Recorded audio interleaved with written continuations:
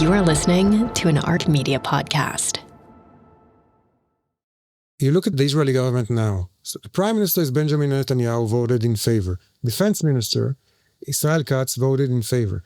National Security Advisor Tzachi Hanegbi voted in favor. Most of the Israeli government, the Likud members, voted in favor of this plan. You know, Sharon used to quote a lot one of his favorite sentences, and it's a good answer to what you said about Netanyahu and his support for the plan.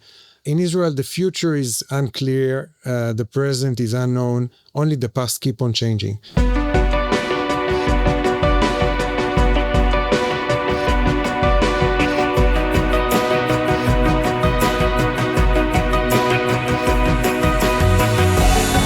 It's 3 p.m. on Tuesday, August 12th here in New York City. It is 10 p.m. on Tuesday, August 12th in Israel. In yesterday's episode, we started a conversation about Israel's 2005 withdrawal from Gaza, which took place 20 years ago. I was joined by Ark Media contributor Amit Segal and Asi Shariv, who served as senior advisor to former Prime Minister Ariel Sharon, who led the Gaza withdrawal. Today's episode is part 2 of that conversation. Yesterday, we tried to understand how Prime Minister Sharon, as the leader of the right-wing Likud party and a lifelong supporter of Jewish settlements, ended up spearheading the dramatic move to withdraw all 8,000 Jewish settlers from the Gaza Strip. We left off the story right as the Knesset was about to vote on Sharon's disengagement plan on October 26, 2004. The day started with a general consensus that the plan was dead. In a shocking turn of events, the withdrawal passed, with even Benjamin Netanyahu voting in favor of it. Amit still remembers it as the craziest day of his career as a journalist. Today, we'll discuss the long-term effects of the withdrawal and whether things would have turned out differently had Sharon remained in power. Let's get back to it. The sense was that the disengagement plan is about to die in a few minutes. And then the vote began. You know, sometimes you see old videos and you see them in black and white. So this event, even while it was happening, I saw it and it was black and white. We knew its history back then, the same day. It was the craziest day ever. And for me, Sharon was back then University of Leadership because he was blackmailed. And 3 hours before the vote, when everybody was running like crazy, he went up to the floor and stayed there for 3 hours, refusing to speak to no one.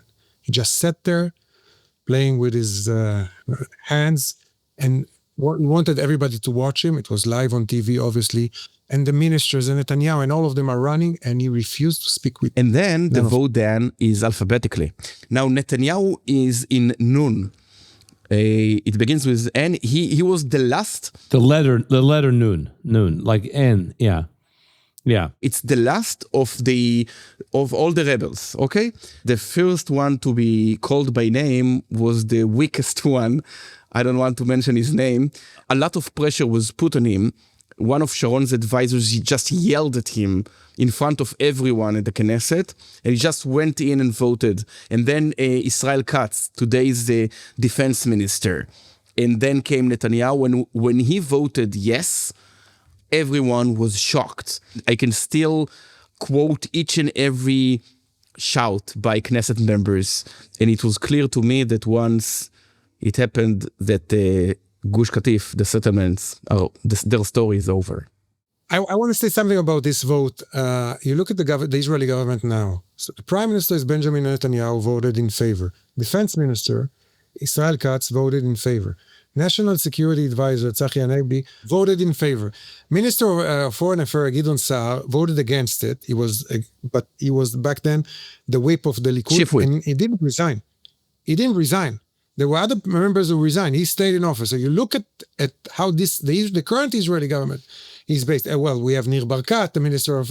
most of the Israeli government, the Likud members, voted in favor of this plan. But that's... You know, Sharon used to quote a lot one of his favorite sentences, and I think it's a good answer to what you said about Netanyahu and his support for the plan. In Israel, the future is unclear, the present is unknown, only the past keep on changing. So we are working on changing the past here. And after this vote, as I said, Sharon walked out of the Knesset, of the floor, and he was really excited. You couldn't tell it before that, but he understand he understood what Amit just said, that he won it, that his plan will go through.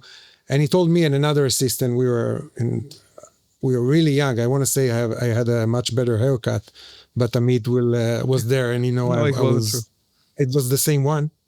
We were youngsters, and Sharon took us and he said, "You're young kids. It's a great lesson for you. Never yield to blackmail. Never. Keep your position." I just want to say something about it, Dan. He was, politically speaking, he was right. But let's talk, and now my inner settler speaks, okay? Yes, he didn't surrender to Netanyahu, but for us, he surrendered to terror. He surrendered to Hamas. So that's a different story. I know. But for him, he thought that he's doing the right thing. This is the different argument. No, but I'm trying to say that, the whole idea, we speak about it in a retrospect of 20 years, wasn't of something that should be glorious. It wasn't like the peace with Egypt, that everyone was happy, that was excitement in the air because you saw, your worst enemy coming to hug you and to actually hear the national anthem. Here, it was a tragedy in the writing. No matter what, even if there hadn't been October 7th, the idea of evacuating 10,000 people that the government had sent them was a tragedy. I suspect that it was the case for Sharon himself as well, but not for his newly circle of support from the press and the left. I want to ask you about that, Asi. Did Sharon ever doubt that he was doing the right thing? I'm pretty sure he would. You're saying he did doubt it? I'm pretty sure. It was a big thing for him. I think he thought, is it worth it? Because the internal problems and the war and the fact that there was a rift in Israel's society, is it worth it to do it? And regarding what Amit said, I think that day of the vote in the Knesset was probably the last happy day of the disengagement plan, because during the plan itself, the 30 days, it was devastating days for him. The day that Kfar Darom was evacuated was the worst. For me, watching him was the worst day for him ever. I never saw him more depressed, more sad. It was his friends. It was places that he saw, places that maybe he helped building. So the fact that he won on the political aspect of 2004 was very happy day for him, but I'm not sure the rest of it, the actual plan, was something that fulfilled him happiness. He was happier to destroy Bibi than to destroy Gush Katif. That's part of being a politician. You want to win, you want to beat your opponent. That's it. But regarding the settlers, I think it was a terrible thing. You meaning what happened to the settlers? What? Yeah. Some of his best friends were settlers. Zambish, we mentioned him before. I think he might have been his best friend. And they never came back to being the same as they used to. So Netanyahu then at this point decides to resign from the government. Here's the thing. Netanyahu's political positioning was heavily damaged, not because of the disengagement, but because of he's being Israel's best finance minister. It was very painful, especially for the right-wing's political base. Because, for instance, he actually cut all the stipends for the ultra-Orthodox families. He reduced taxation on the top earners, whereas having higher taxation on lower income Israelis, which were mainly right-wing supporters. That was the reason why, following the disengagement, the Likud under Netanyahu fell to only 10% of the popular vote, not because of the disengagement, but because of the economy. His voters were very, very angry. So Netanyahu, at the end of July 2005, 2 weeks before the disengagement, he sees a disaster at sight. He says, I'm extremely unpopular because of the economy, and now if I keep supporting the disengagement plan, I'm going to lose the right wing as well. I'm going to lose the ideological right. So he tried to actually revert to the old ideological base, saying I'm the son of an historian, I want history to remember in 100 years from now that I opposed this thing, etc. In retrospect, by the way, had he stayed in the government when the disengagement happened, I don't think he would become a prime minister 3 years later. That's my He would have idea. been a prime minister in 2006. You think? No. He would have stayed because Sharon fell to his illness 3 months after the disengagement. There was no one else but Omer. And had Bibi had been there? No, but now here's the interesting question, because we spoke about the disengagement, but then Sharon decided to actually dismantle the Likud, to leave the Likud, and to form a new center party called Kadima, that the idea was to actually clean this arbitrage gap, that he is the master of politics in Israel nationally, but he is not the homeowner of Likud. Now, I think, maybe Asi thinks differently, that Sharon would have left Likud anyway to form Kadima, isn't it? Netanyahu initiated a referendum in Likud again, saying we have to bring forward the primaries. Right. Sharon did the disengagement. And he it's won. not Likud way. And he won again, Sharon. We need to do an election in Likud, only Likud, to bring forward the primaries. And Sharon beat him. Now, personally, I hope to lose, because I wanted Sharon to leave Likud. I thought he would get much more seats if he would leave Likud and be a center and not right wing. But some of the people who worked for Sharon did a marvelous job, and he beat Netanyahu after the disengagement in Likud. People tend to forget it, because disengagement was so popular in Israel. He was even popular in Likud back then, in 2005. And afterwards, even though he won, he left. Okay. Amit, tell me how the disengagement actually unfolded. How did it, if you were a settler living, one of the 8,000 settlers living in Gaza, what was the experience? I was there when it happened. It was the swiftest evacuation ever. Why? Maybe because the settlers were noble and they didn't want to initiate civil war. Maybe because there was so many soldiers, so it was quite clear for everyone that it's a done deal. But statistically speaking, 8,000 people were evacuated in 5 business days, not even a week. So the idea following the disengagement was, what was all the fuss about this thing? And then new ideas emerged. For instance, broader evacuation in Judea and Samaria, in the West Bank. Now Sharon denied it. It's not the idea. To be honest, I didn't believe him. I thought that once he is elected with Israel's biggest majority ever, he would evacuate dozens of settlements in Judea and Samaria, thus actually ending the 50-year conflict about the settlements.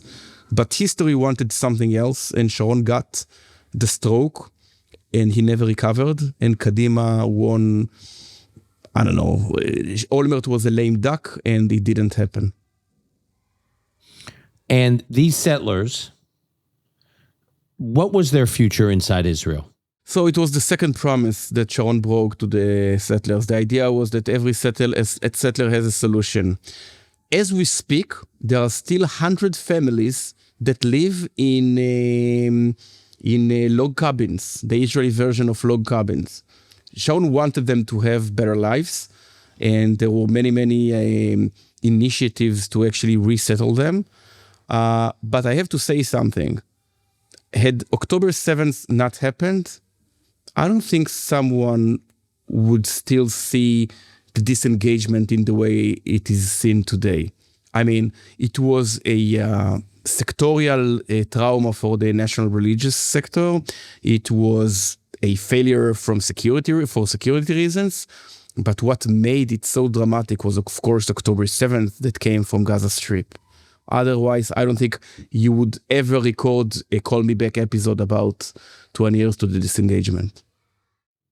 Well, maybe because we talked a lot about disengagement and the impact on these settlers and their supporters during judicial reform, because many of these people felt screwed by the system, and therefore they lost trust in the courts and the Supreme Court, which didn't have their back when they tried to head off disengagement, but through the courts. I disagree with Amit on this issue. I think 80% of the settlers who were evacuated believed until the day of the evacuation that it's not going to happen. And their leaders told them, don't cooperate because it's not going to happen. We're going to stop it. The 20% that believed that Sharon was stronger than the leadership of the settlers prepared for that day, and they moved to their houses, which they built. Now, I think for a political reason, and as a strategic consultant, I think they did the right thing. Their leaders told them, don't cooperate because we need to make sure that this thing will never happen again.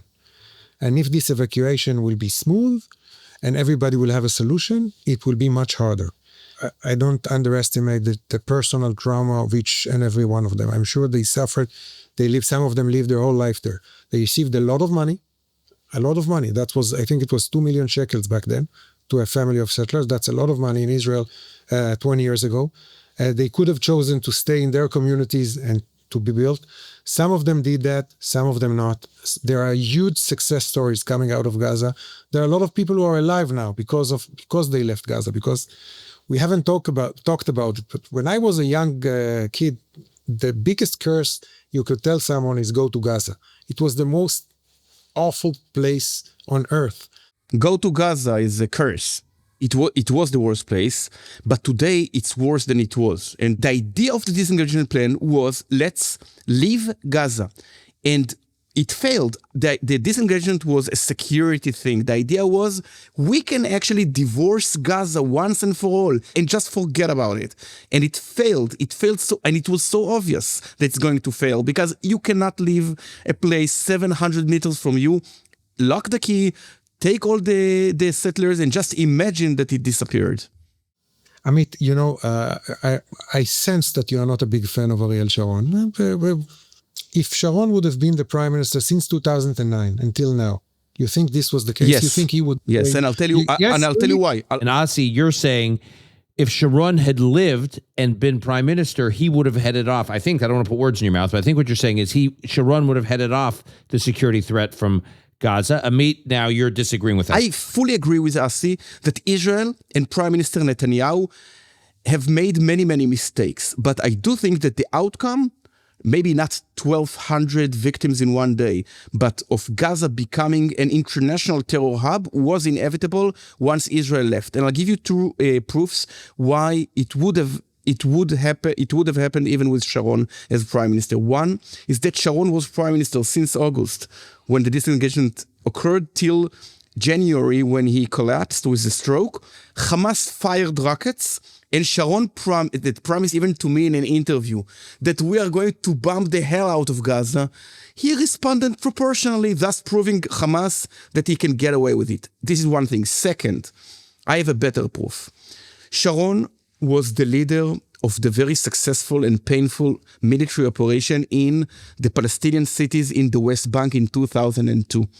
It cost the life of 45 Israeli soldiers. But then Sharon was hesitant and didn't dare to do the same thing in Gaza, although Gaza, as Asi just said, was the worst place between the river and the sea. And because he feared of the cost of, let's say, 50 soldiers before the tunnels, before the RPG missiles, the outcome is that he decided to invade the settlements and evacuate them rather than Gaza. So I would never accept the idea that Sharon, 3 or 4 years later, would actually enter the very same Gaza Strip. Saying that it was inevitable was a disrespect to Netanyahu, because basically it's saying that if Ahmed Tibi would have been the prime minister in 2009, nothing would have changed. The situation in Gaza would have been the same because of the disengagement. The disengagement was a very painful measure we had to take. It's like somebody was amputating his leg. But after he's doing that, he keeps on drinking and keeps on eating terrible food. He's not exercising and he's using drugs. And after 20 years, he's dead. And then he said, well, the amputation was failed. Something happened between 2005 and 2025, and Sharon would have never in a million years would have paid money to Hamas. No, then again, I agree. Asi, I fully agree with you. There was a possibility to avoid October 7th. But the idea behind the disengagement was that the level of terror was something like 10 victims a year, 15 victims a year, and we would reduce it. So between 15 and 1,200 in one day, there is a gap. And I think that the reason Sharon avoided responding disproportionately in the September 2005 after disengagement is that unlike the explanations to the disengagement that we now have a full legitimacy to act in Gaza. No, the international community doesn't give you this. So you pay the price, the huge price, and you don't get the commodity back. The pillar of disengagement, it was the 25 casualties, obviously a year, was the fact that Sharon thought that we will not be when the day will come, we will not stay in Netzarim and these places. And he thought that we are 8,000 people on 25% of the land, and eventually we will not be there. And in his view, Judea and Samaria, and I'm not saying West Bank because I'm a student of Sharon, right? Judea and Samaria is the most important thing, and we have to keep that. I support you. I support this position. I just say that even if I believe Sharon that he didn't want to evacuate Judea and Samaria, the deal he reached was a very bad one. I'll give you an example. President Bush signed this famous letter saying three things. One, refugees would never return to Israel. Okay, just I want to. We're going down a rabbit hole. I just want people to understand. As part of the Gaza disengagement, in the context of Gaza disengagement, there was a side letter that President Bush sent to Sharon that said, "Right of return: Palestinian second and third generation descendants of Palestinian refugees from Israel will not be allowed to return." This had always been a demand, a condition by the Palestinians for any deal that their descendants they should be able to return to Israel, and Bush said no. But there were other two pledges. Two was that the U.S. recognizes the main major settlement blocks, meaning no going back to the 67 borders. Yes, the third thing, which I think even Asi forgot, was another pledge in this letter, that if terror emerges from the evacuated areas, so the U.S. would feel obliged to act there and to prevent terrorist organizations from being there. So not only the U.S., of course, did not invade Gaza. Do you really think when you see what President Obama did during the 2014 military operation that the U.S. really respected it? So I think, I believe you, Asi, but I think Sharon had reached a very, very bad deal. Okay, so I have no intentions of defending President Obama, but I think both sides failed in obliging to what they promised to do in this letter.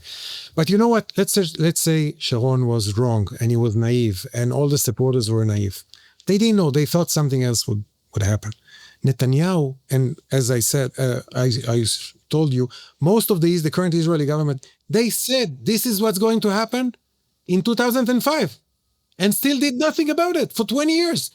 Well, no. I want to, because this is important, Asi, because what you're basically saying, I think, is that those who were opposed to disengagement back in 2004 and 2005, they still had the power to try to, mitigate the damage of that mistake in the subsequent years, and they didn't, right?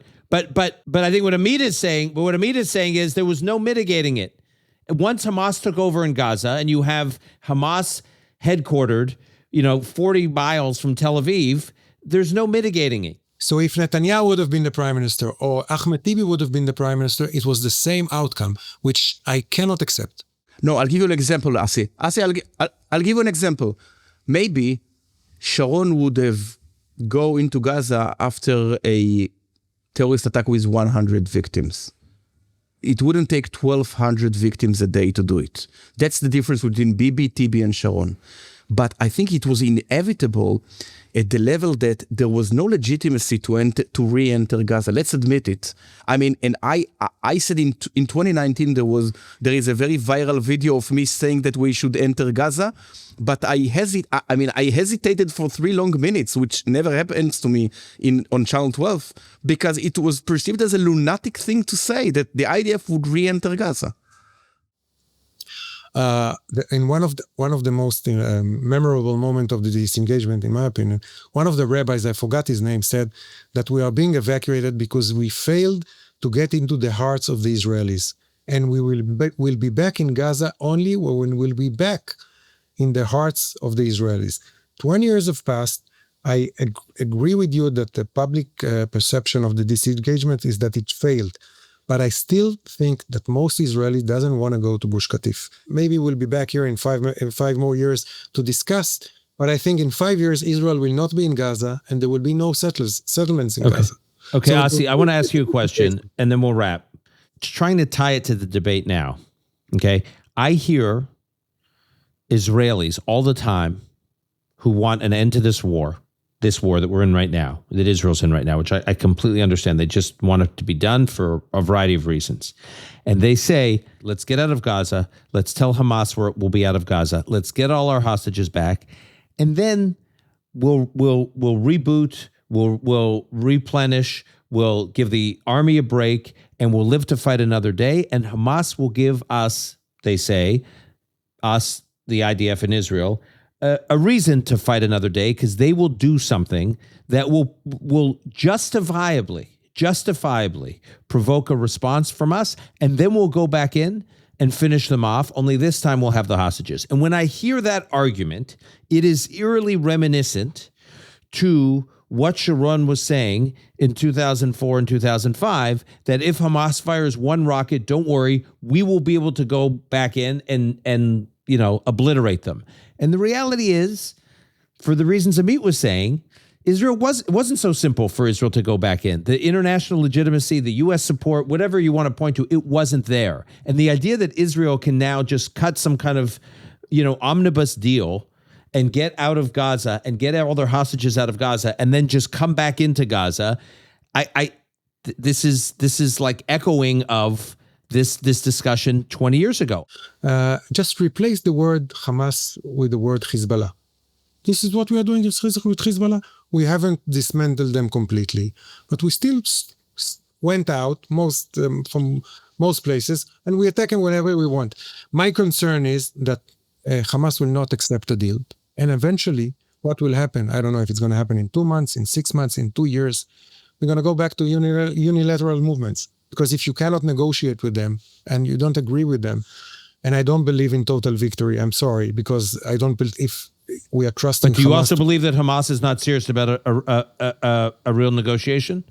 If I think when Hamas look at their situation now, they think they're winning, not losing. This is different because every day Israel is losing in the international community. It changed around March or April, but now for them, they are ready to prolong this war. Okay, Asi, we're going to let you go. I have a feeling we're going to have you back on, but thank you for helping us make sense of a wildly important moment in our history. Thank you both, and Asi, see you soon. Thank you. Thank Bye-bye. you, Asi.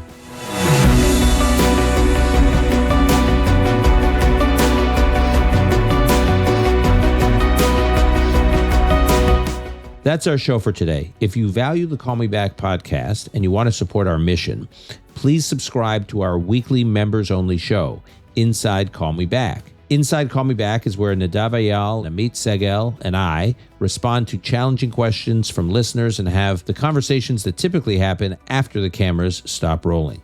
Please follow the link in the show notes, or you can go to arkmedia.org. That's arkmedia.org. Call Me Back is produced and edited by Ilan Benatar. Ark Media's executive producer is Adam James Levin Aredi. Sound and video editing by Martin Huergo and Mariangeles Burgos. Our director of operations is Maya Rockoff. Research by Gabe Silverstein. Our music was composed by Yuval Semo. Until next time, I'm your host, Dan Senor.